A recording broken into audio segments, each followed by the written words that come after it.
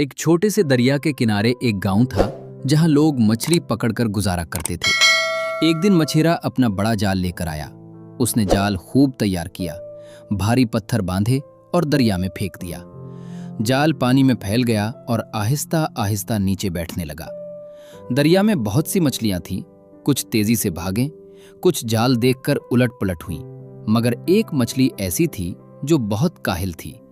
वो सारा दिन पत्थर के नीचे छुपी रहती, बस कभी कभार मुंह से पानी खींचकर सांस लेती। आज भी वो आराम से लेटी थी।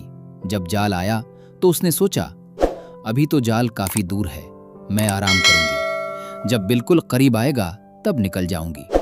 उसने आंखें बंद की और सोचने लगी कि जिंदगी बहुत मुश्किल है, थोड़ा आराम तो बनता है। दूसरी मछलियां जद्दोजहद कर रही थी, पंख मार रही थी, मगर ये काहिल मछली बस लेटी रही। मछेरे ने जाल खींचना शुरू किया। जाल आहिस्ता आहिस्ता ऊपर आने लगा। पानी में हलचल मच गई। काहिल मछली अब जागी। उसने देखा कि जाल बिल्कुल उसके ऊपर है। वो घबरा कर भागी, पंख मारी, दम हिलाई, मगर जाल के तार उसके जिस्म में फंस गए। वो जितना जोर लगाती, जाल उतना ही सुकड़ता जाता। आखिरकार मछेरे ने जाल बाहर निकाला। उसमें दर्जनों मछलियां थीं।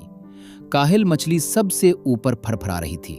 वो रो रही थी, काश मैं पहले ही भाग जाती, काश सुस्ती ना करती। मगर अब बहुत देर हो चुकी थी।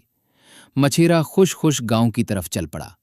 सबक: जो काम आज कर सकते हो उसे कल पर मत छोड़ो। काहिली और सुस्ती जिंदगी तबाह कर देती है।